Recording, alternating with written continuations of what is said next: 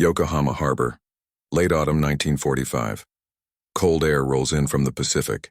The docks are lined with the silhouettes of American relief trucks, their engines idling softly against the night. Floodlights cast pale cones across rows of thin, weary figures, Japanese civilians freshly returned from overseas internment. Among them, a small group of women sits inside a makeshift Red Cross canteen. Their military-issue blankets barely hold back the chill. The aroma hits first, a warm, unfamiliar blend of frying oil, salt, and spice drifting through the thin walls. American cooks, sleeves rolled up, lower battered chicken pieces into sizzling deep fryers. Golden crust forms, buckets fill, trays pass down the line. The women stare, hesitant at first. Then one by one they take a bite, steam rises into the cold. Faces tighten, then break. Laughter bursts through cracked lips. Tears follow. Some cover their mouths. Others keep eating silently, their shoulders trembling. A single plate of fried chicken becomes a bridge between conqueror and conquered. And a moment that will echo through post-war Japan. To understand why this moment carried such weight, we must step back to the world they came from. In the decades leading up to that quiet moment in Yokohama, Japan had been forging an empire built on steel ideology and sacrifice. By the late 1930s, the nation had transformed itself from an isolated island power into a formidable military state. Its leaders saw Asia not as a collection of independent nations, but as a stage for Japanese destiny. Across newspapers, schools, and military briefings, the same message was repeated. Expansion was survival. With limited natural resources and a growing population, Japan looked southward to secure what it called the Southern Resource Area, a vast expanse including Southeast Asia's oil, rubber, and minerals. When war broke out across the Pacific in December 1941, thousands of Japanese civilians were already stationed throughout occupied territories. Women played a surprisingly large role in this expansion. Some were military nurses attached to field hospitals. Others served as clerks, translators, or teachers in the newly conquered regions. Many were wives and daughters of bureaucrats, merchants, or settlers who had followed the empire into places like Singapore, the Dutch East Indies, and British Malaya. Their lives were tied to the promise of victory and the illusion of permanence. Few imagined they would become prisoners in distant, unfamiliar lands. The war turned sharply against Japan in 1943 and 1944. Allied forces began to cut off supply lines, bomb coastal cities, and seize island bases one by one. As the empire's reach contracted, the Japanese communities scattered throughout Southeast Asia found themselves stranded. Evacuation ships were scarce, and many civilians were deliberately left behind as military priorities shifted. The women who had once walked confidently through bustling colonial streets now lived under curfews, shortages, and fear of invasion. Rumors spread of Allied landings. Each passing month brought more uncertainty. By early 1945, when Allied troops pushed deep into territories like Burma, the Philippines, and Java, thousands of Japanese civilians, including women and children, fell into Allied hands. Some were captured in the chaos of retreats. Others surrendered when garrisons collapsed. Unlike soldiers, their status was legally ambiguous. They were not combatants, yet they were subjects of the enemy nation. For the Allies, handling them required both logistical planning and political sensitivity. Camps were quickly established to house them, often in repurposed colonial schools, barracks, or former prisoner of war compounds. In Singapore, the Changi internment area, once used for Allied prisoners, was adapted to hold Japanese civilians and military nurses. In the Dutch East Indies, camps such as Chihapit in Java saw an influx of Japanese women, many of whom had worked in administrative roles. Conditions varied, but overcrowding and disease were common. Supplies were stretched thin across the region. The war's brutality did not end the moment surrender was signed. It lingered in the slow process of sorting lives and bodies scattered by empire. For many of the women, captivity was a reversal of identity. They had been raised to see themselves as representatives of a superior civilization. Now they were detainees under foreign command, guarded by soldiers who spoke unfamiliar languages. Some tried to maintain order, forming internal committees or relying on military nurses to keep morale. Others fell into quiet despair as hunger worsened. Their physical appearance changed rapidly. Photographs from repatriation archives show gaunt faces, hollow eyes, and clothes that hung like loose cloth over skeletal frames. Meanwhile, back in Japan, cities were burning. Allied bombers had reduced Tokyo, Osaka, and Yokohama to rubble. Millions were displaced. The population was reeling from rationing and air raids, unaware of the precise fate of their compatriots overseas. For the women in the camps, letters rarely arrived. News was fragmented, sometimes censored by their captors. They lived in limbo, neither soldiers nor civilians with clear protection, waiting for a war that seemed endless. August 1945 ended that uncertainty with a shock. 2 atomic bombs, Soviet entry into the war, and the Emperor's unprecedented radio address shattered the foundation of the empire. Japanese soldiers laid down their arms. Administrators surrendered their offices. Civilians were rounded up for repatriation. Allied forces, now occupying former Japanese-held territories, were tasked with an enormous humanitarian operation, identifying, feeding, and transporting hundreds of thousands of Japanese nationals back to a homeland they no longer recognized. This is where their next journey began. Not through battlefields, but through holding stations, medical inspections, and supply depots. For the women, this meant being marched from camps to coastal ports under Allied supervision. Some were too weak to walk. Stretchers were used for the most malnourished. Relief workers recorded cases of severe anemia, beriberi, and tropical diseases. Medical teams classified the returnees, separating the sick from the healthy, prioritizing transport for those at risk of death. It was a vast operation conducted with both bureaucratic efficiency and underlying political calculation. These civilians would be the first human links between defeated Japan and the victorious Allies. And in that process of return, food became more than nourishment, it became a message. As the war's embers cooled, the world shifted into an uneasy peace. In Japan, surrender was not just a political act, but a lived experience. Millions suddenly found themselves under foreign military administration. The Allied occupation, led by the United States, began in earnest in late August 1945. Japan was divided into zones of control, ports reopened under strict supervision, and a vast logistical network emerged almost overnight to handle the return of citizens scattered across Asia and the Pacific. Ships, planes, and trains were commandeered to bring home soldiers, laborers, colonists, and civilians who had been stranded by the empire's collapse. Among them were tens of thousands of women who had spent the final months of the war in Allied custody. For the Allies, particularly the Americans, this mass repatriation was both a humanitarian challenge and a symbolic opportunity. Relief camps were established in key locations.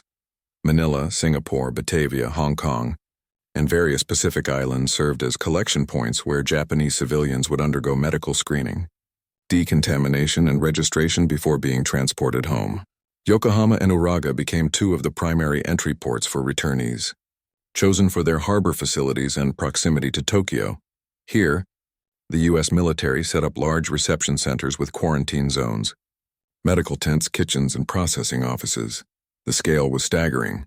In the first year after the war, more than 6 million Japanese people were repatriated, including 1.5 million civilians.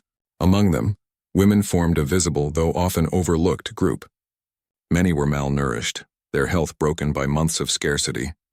Medical officers' reports described cases of severe protein deficiency, vitamin shortages, and gastrointestinal illnesses. Some arrivals had not seen proper cooked food in months. Relief workers, many of them from the Red Cross or Allied auxiliary services, were struck by their physical frailty.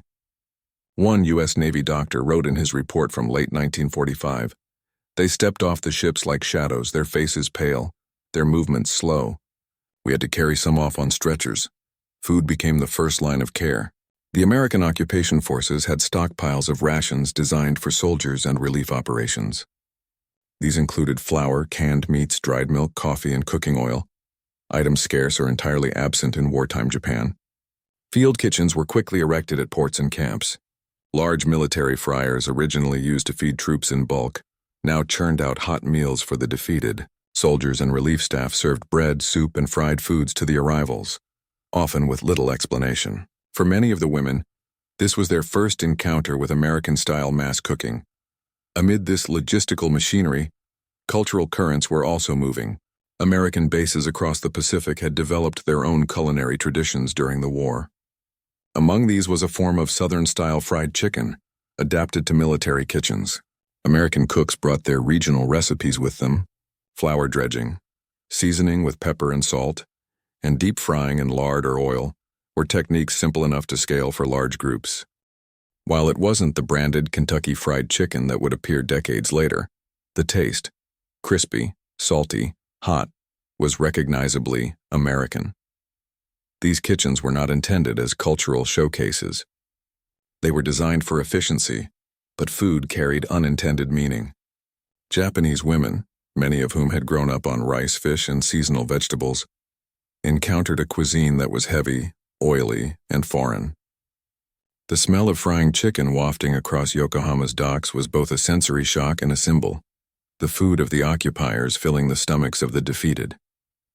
For some, this provoked quiet resentment. For others, it was overwhelming relief. The moment of tasting such food was inseparable from the larger political context. Allied authorities understood the power of material abundance. General Douglas MacArthur's occupation headquarters prioritized not only demilitarization and democratization, but also visible demonstrations of American capability. Food distribution was part of a broader soft power strategy. Photographers captured scenes of emaciated returnees being served by uniformed American personnel. Images later circulated to show the generosity of the victors. To the returning civilians, the meals were both sustenance and a first direct encounter with a new world order. In the ports and camps, the first bites of fried chicken were not theatrical. They were quiet, personal, often tinged with disbelief. Some women ate slowly, unsure of the unfamiliar texture. Others devoured their portions in silence. For those who had endured the deprivation of distant camps, the sudden abundance felt surreal. Relief workers later noted how some laughed uncontrollably after eating, others wept without speaking. The food triggered physical responses as much as emotional ones. Warm, greasy, meat-filled bodies that had grown accustomed to scarcity. This encounter was a prelude to a deeper cultural shift. In the years to come, American food would move from temporary relief to permanent presence, spreading through bases, trade, and eventually commercial ventures. But in late 1945, it was still a raw, immediate moment, a sensory collision between empire lost and empire ascendant. And within that collision lay countless personal stories, each shaped by different angles of human experience, policy, technology, and morality. The human angle begins with hunger. For the Japanese women who returned from Allied camps, their lives had been reshaped by deprivation long before they ever saw a piece of fried chicken. In Java, Singapore, and other territories where they were interned, food had become the currency of survival. Rations were minimal. Meals consisted of thin porridge, watery vegetable stews, or, when available, small quantities of rice mixed with roots or starch substitutes. Malnutrition was constant. Bodies changed quietly over time. Hair thinned, skin loosened over bone. Menstruation often stopped altogether. Some women, former clerks or nurses accustomed to structured routines, began to barter personal belongings, scarves, pens, jewelry, for extra scraps of food. Others relied on improvised gardens, coaxing greens out of poor soil just to have something fresh. Hunger shaped their interactions, their identities, their memories. In these conditions, the act of eating became layered with emotion. Survivor testimonies decades later rarely speak of grand political events first. They speak of meals or the lack of them. One woman remembered how the sound of someone chewing at night would make others silently weep. Another described the day she found half a coconut and felt richer than anyone in Tokyo. These fragments illuminate why that later moment at Yokohama Harbor was so overwhelming. It wasn't just that the food was foreign. It was that it was plentiful, hot, and offered without barter or punishment. For many of these women, that was an almost incomprehensible reversal of their wartime reality. The tactical and military angle tells a parallel story. When Allied forces captured Japanese civilians, they entered a legal gray zone. These women were not enemy combatants under the Geneva Convention, yet neither were they neutral civilians. Many were attached to military installations as nurses or clerks. Some had received paramilitary training. Allied authorities debated how to classify them. Were they prisoners of war, civilian internees, or something in between?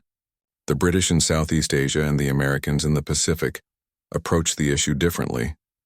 The British tended to intern Japanese civilians in former POW camps, using existing infrastructure like Changi and Singapore.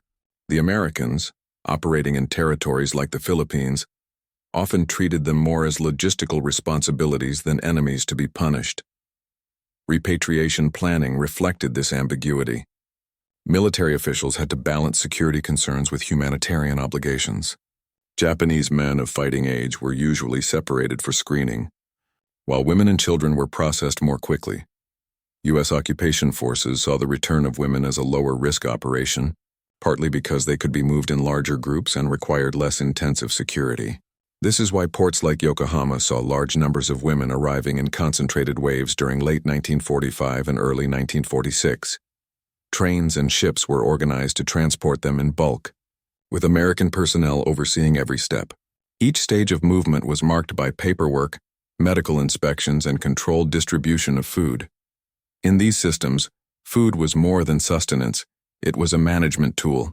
Field kitchens were strategically placed at entry and exit points of camps, often near registration tents. Distributing meals calmed crowds, reduced panic, and signaled authority.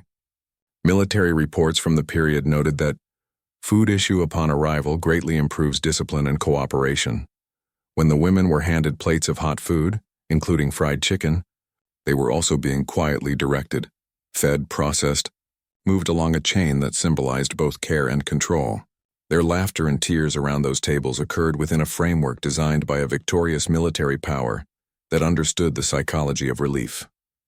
These two angles, human and tactical, interlock.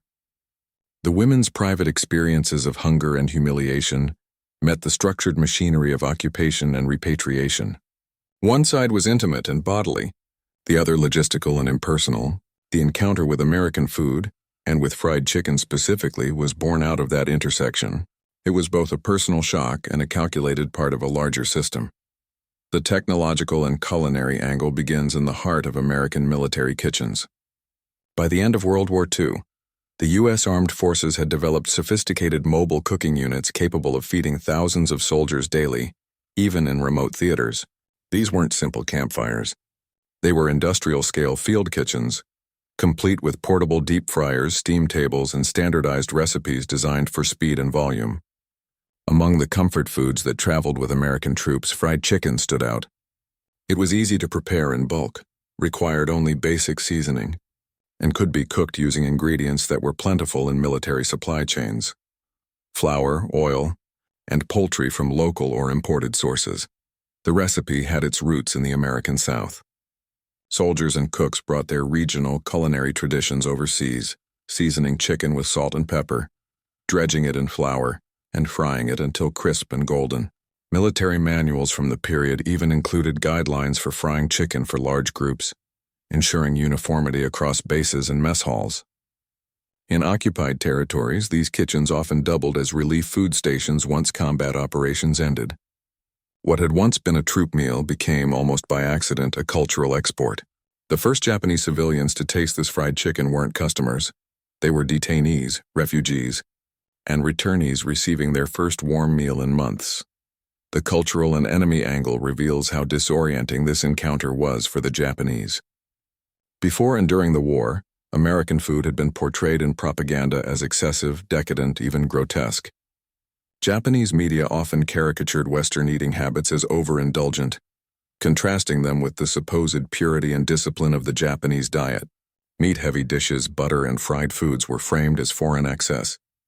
Most ordinary Japanese people had never tasted such dishes themselves, especially during the war years when strict rationing meant even rice and fish were scarce. For Japanese women returning from Southeast Asia, this propaganda memory collided with reality when they stood in line at relief centers and received hot, greasy chicken from smiling American personnel.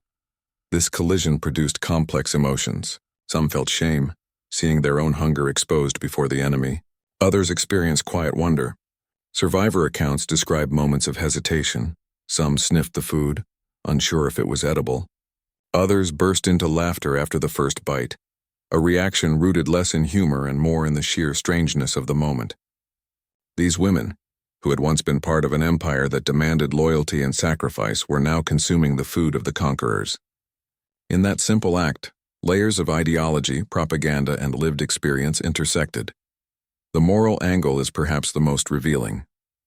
Food distribution in post-war Japan wasn't neutral. It operated at the boundary between humanitarian aid and political messaging.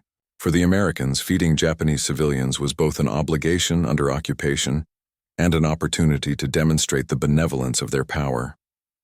Warm meals softened resistance. Fried chicken, hearty and flavorful, projected abundance in a way rice porridge could not. It wasn't accidental that cameras were often present when food was distributed. Photographs of emaciated Japanese civilians receiving plates from uniformed Americans circulated in newspapers and military bulletins. They were evidence of a moral victory to match the military one. For the women receiving the food, morality took a different shape. Many described feeling conflicted, relieved to be fed, embarrassed to be seen accepting help, and unsettled by how quickly survival overrode pride. A few later reflected that this moment marked the beginning of their reorientation toward the outside world. Food bridged not just hunger but ideology. It was a quiet form of surrender, one bite at a time. The convergence of culinary technology, cultural dissonance, and moral messaging set the stage for the decisive moment. The first shared meal between defeated civilians and victorious occupiers. That moment would come not in a grand hall but on the cold docks of a ruined nation. The docks of Yokohama were gray with mist that morning. Ships eased into port one after another, their decks lined with returnees leaning against railings, their faces unreadable. They had traveled for days, some for weeks, from camps scattered across the former empire. Medical personnel in white armbands waited on the piers with stretchers and clipboards. American soldiers directed the disembarkation with practiced gestures. The operation ran like clockwork. Groups filed down gangways, passed through health inspection stations, received identification tags, and were guided toward a sprawling tent complex that had been erected just beyond the pier. Inside these tents, the air was warm and heavy with unfamiliar smells. Large steel fryers hissed as oil bubbled inside them. American cooks in rolled-up sleeves worked in pairs, dipping pieces of chicken into flour and lowering them into the hot oil. It was not a ceremonial meal. It was lunch. The U.S. military kitchens had prepared thousands of portions to feed the incoming groups quickly, using the same standardized recipes they used to feed soldiers. On the other side of the tents, Japanese women shuffled forward in quiet lines, blankets wrapped around their shoulders, wooden tags dangling from their necks. For most, this was their first real meal on Japanese soil since before the war. The rations they had received in Allied camps were functional but minimal: powdered milk, hardtack, thin soups. Here the trays were heavier: bread, canned vegetables, coffee, and at the center a piece of fried chicken still crackling from the oil. Relief workers observed that many of the women stared at their trays without moving. The food was warm, greasy, and completely alien. One Red Cross nurse later wrote, "They held the chicken like something fragile, as if afraid it might disappear." The first bites came slowly. A woman in her 30s, a former nurse from Java, took a small piece and bit into it cautiously. The taste hit her: hot fat, salt, pepper, and meat richer than anything she had eaten in years. She covered her mouth and began to laugh, a sound sharp and sudden against the low murmur of the tent.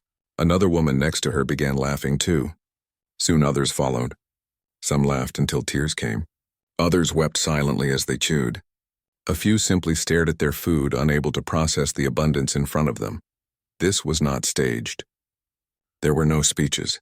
The cooks continued their work, barely noticing the emotional storm unfolding across the tables. For the women, this act of eating marked a break from years of scarcity. Their bodies, accustomed to thin gruel and tropical hardship, reacted to the sudden influx of protein and fat with a kind of shock. The laughter that spread through the tent was the release of tension built over months of fear, humiliation, and hunger. Outside, the occupation authorities logged numbers, moved groups through medical checkpoints, and prepared trains to carry them inland. But inside the tent, something quieter was happening. Defeated civilians were encountering the occupier not through force of arms, but through the warmth of a shared meal. A single piece of fried chicken became an unspoken message. The war was over, and a new order had begun. This moment, unremarkable in official reports, lived vividly in personal memory. Years later, survivors described it as the instant they realized they had truly returned, not to the empire they had left, but to a nation transformed under foreign rule. It was a turning point experienced not in battle but in taste, smell, and human reaction. The days that followed at Yokohama were a blur of arrivals. Each ship unloaded hundreds of men, women, and children who had spent years scattered across Southeast Asia. Processing centers worked tirelessly. Soldiers barked orders. Doctors inspected swollen ankles and sunken cheeks. Clerks typed up manifests late into the night.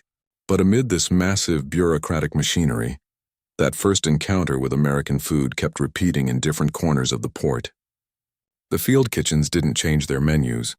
The same standardized Southern-style fried chicken was prepared day after day, a logistical necessity turned cultural symbol.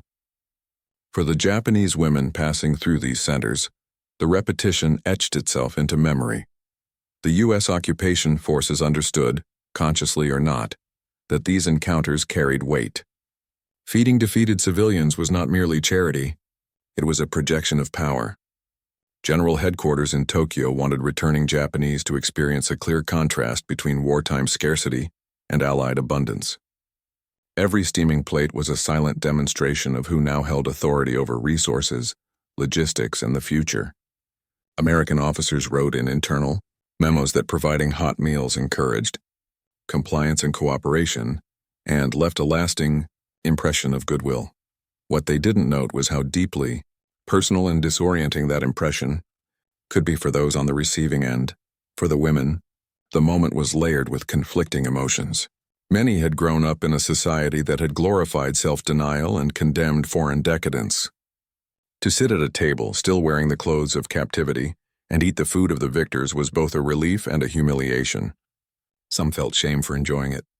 Others described the experience as liberating.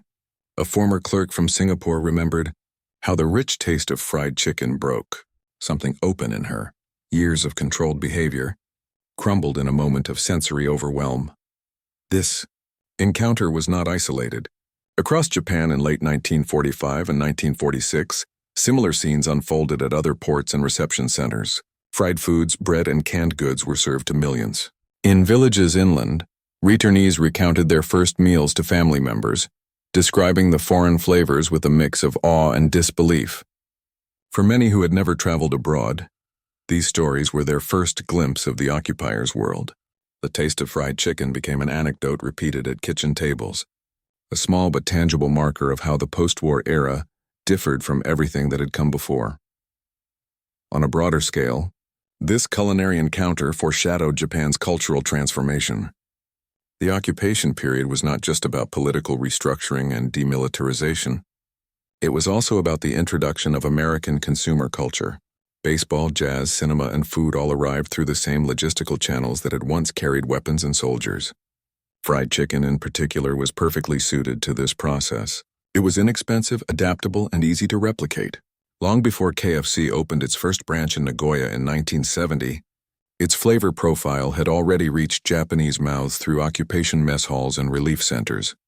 The laughter through tears on that cold day in Yokohama symbolized more than hunger satisfied. It marked a decisive turn in Japanese daily life, a moment when the empire's citizens confronted their defeat not through flags or treaties, but through something as ordinary and intimate as a meal. Power was no longer just military, it was cultural, sensory, and deeply human. From that point onward, the women who had experienced this moment carried it with them as they re-entered a homeland that felt unfamiliar. Their memories would become part of a larger story of occupation and adaptation, where food served as both nourishment and a quiet instrument of transformation. In the months that followed those first encounters at Yokohama, the flow of returnees became one of the largest organized human movements in modern Japanese history. Between 1945 and 1946, millions arrived by ship from across Asia and the Pacific. Former soldiers, colonists, laborers, and civilian internees poured back into a homeland, ravaged by firebombing and famine. For the women, the journey did not end at the docks. They were sent through medical stations, assigned temporary accommodations, and often faced the task of finding families who had been displaced, killed, or scattered during the final months of the war. Many stepped off trains to find their former homes reduced to ash and their neighborhoods replaced by occupation offices or rubble. The psychological impact of their return was profound. These women had endured captivity, deprivation, and displacement only to return to a society that was itself broken. Many struggled to talk about their experiences.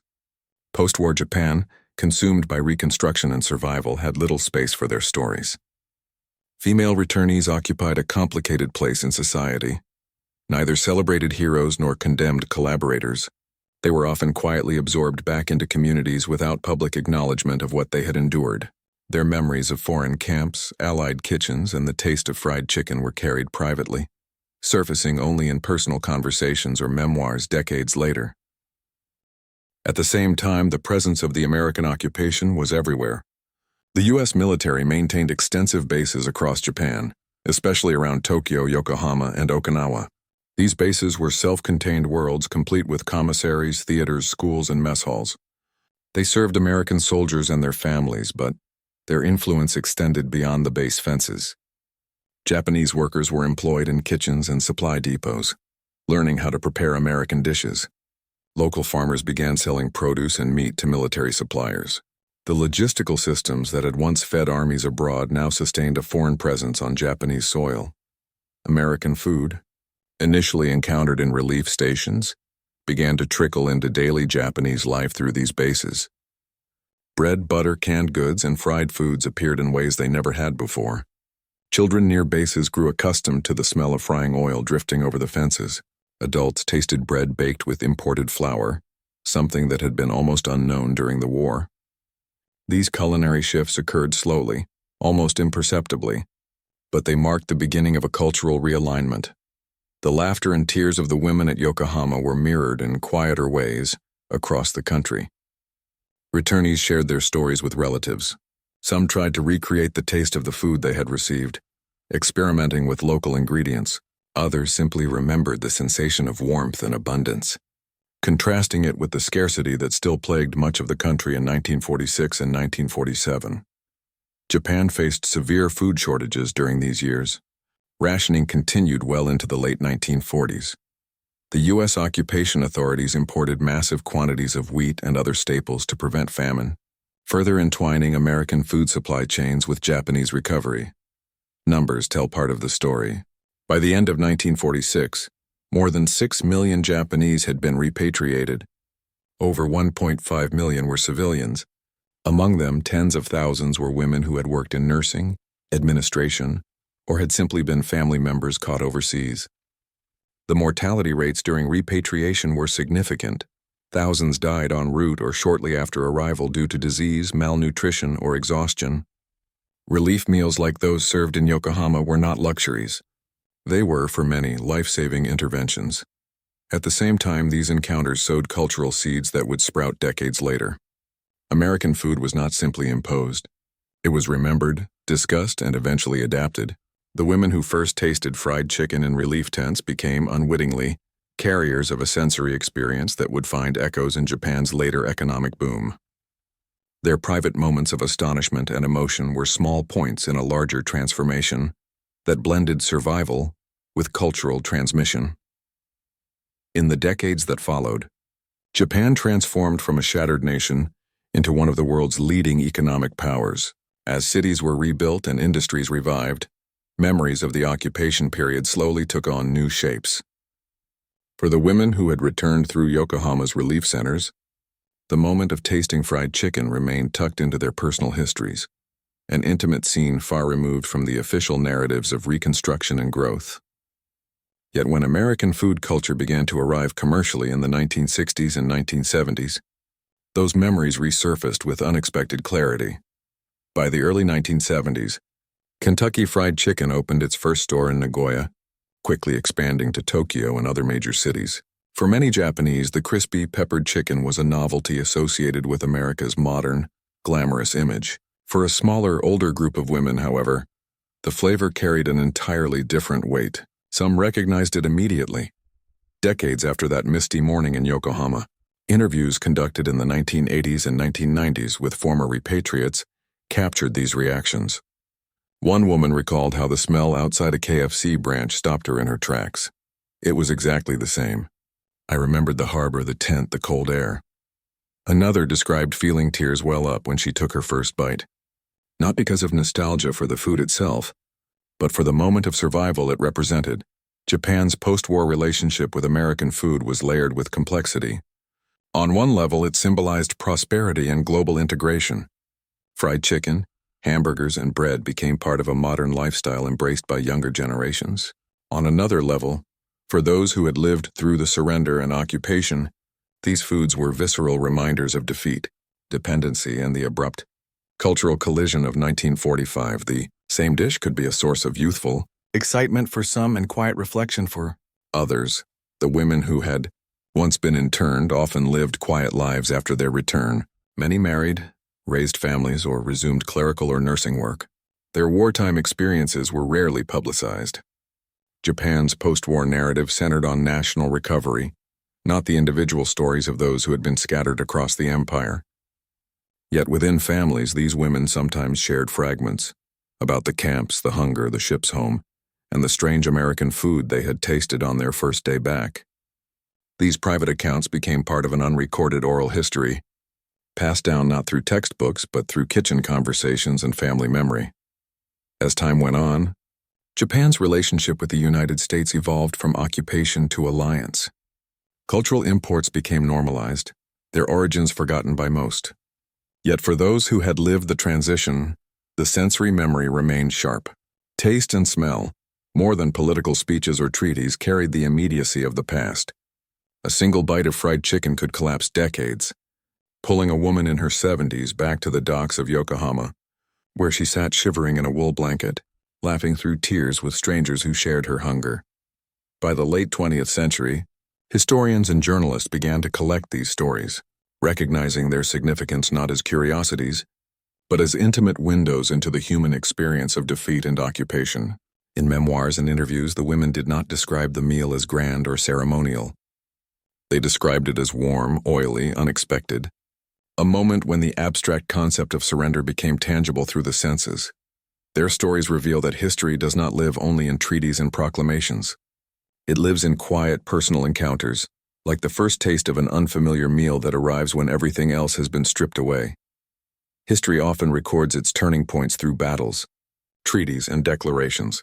But for those who lived through it, history is felt first in the body. In 1945, for a group of exhausted Japanese women stepping onto Yokohama's docks, history arrived in the form of a hot, unfamiliar piece of fried chicken.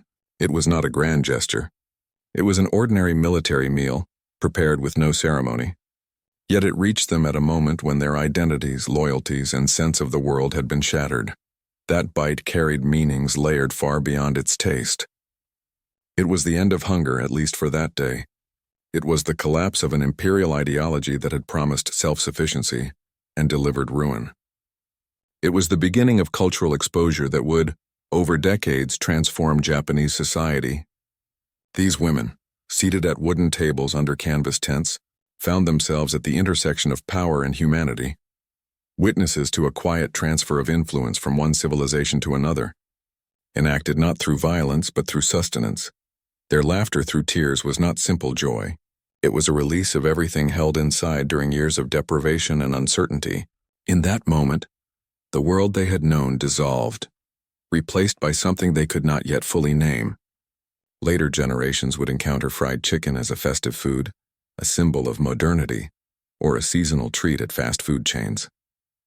But for these women, it would always be the taste of surrender, survival, and the first hesitant steps into a new era. History often hides in sensory details like this, in tastes, smells, and fleeting emotional responses that official records barely mention. The scene at Yokohama's harbor reminds us that the great tides of geopolitics flow through individual lives, touching them in small, unforgettable ways. A piece of fried chicken did not end a war, rebuild a nation, or dictate policy, but it crystallized a moment of transition that words alone could never fully capture.